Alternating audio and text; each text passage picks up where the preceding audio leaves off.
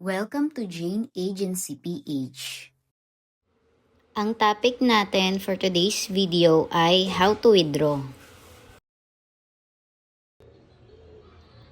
Ituturo ko po sa inyo kung paano mag-withdraw sa Sugo app. Ngayon po, pumunta muna tayo dito sa Diamonds. Diyan po makikita yung na-earn natin sa app.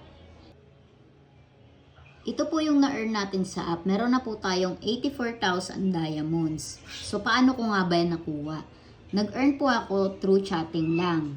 Sipagan lang po natin sa greetings araw-araw. Tapos po, pag may pumasok na match sa inbox natin, replyan po natin sila.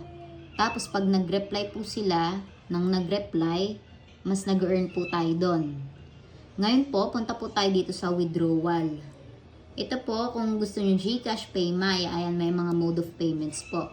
Dito naman, exchange, kung gusto nyong i-gamble yung diamonds nyo, magiging coins po siya. Ngayon po, punta tayo dito sa GCash. Ilagay nyo lang po dyan yung full name nyo. Tapos yung GCash account number nyo. Make sure po tugma yun sila. At saka make sure po hindi rin limit yung GCash account nyo para po hindi mag-fail ang inyong withdrawal. Paano nga ba mag-withdraw dito? Ang tamang pag-withdraw po dito ay 50,000 diamonds. Ayan po yung minimum na withdraw niya. Ito po yung napili natin. 50,000 kasi yan po yung minimum. Ang araw po ng pag-withdraw dito ay Monday, Wednesday at Friday. Halimbawa po nag-withdraw kayo ng Monday din siya papasok. Pero kung Tuesday po kayo nag-withdraw, kinabukasan na po siya papasok. So kung mag-withdraw po kayo, kung gusto nyo po ng mabilis, MWF lang po ang araw ng pag-withdraw. Meron pong nakalagay dito, fast withdraw or normal withdraw. Lumalabas lang po itong fast withdraw tuwing MWF. Kapag hindi po araw ng pag-withdraw, hindi po yan lalabas. Minsan po sa host may lumalabas na 30,000 diamonds. Pwede nang i-cash out. Depende po sa pili lang ata yun. Random lang ganun. Kasi may host ako na nag-withdraw 30,000 diamonds daw sa kanya na cash out niya.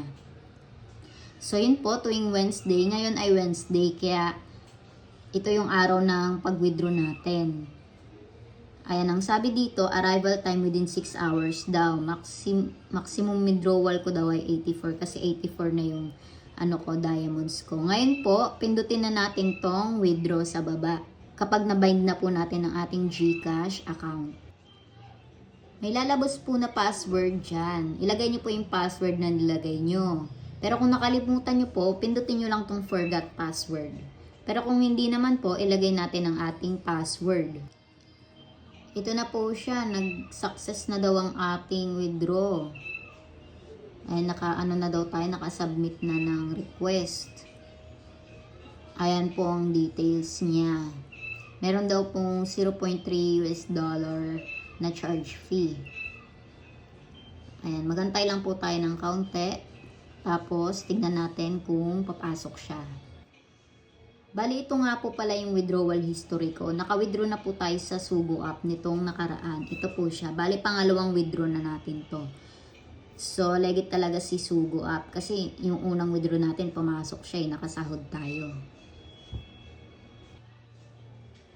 Nag-notice na po agad si GCash ko na may pumasok na sa akin na 543 pesos. Ang galing niya kasi 2 minutes lang ata, nag-notif na siya sa akin. So ngayon, punta po tayo sa GCash account kung talagang pumasok na yung sahod natin. Ito na nga siya, talagang pumasok na siya. Thank you po Sugo at meron na kaming pambili ng bigas. So sa mga mommies dyan or mga students na naghahanap ng extra income, bagay po ito sa inyo kasi kahit saan kayo, pwedeng gamitin si Sugo app. Pa-chat-chat ka lang, kumikita ka. Ito naman po yung sa withdrawal history. Ayan, kung kanina pending nakalagay dito ngayon, parehas na po silang nag-success.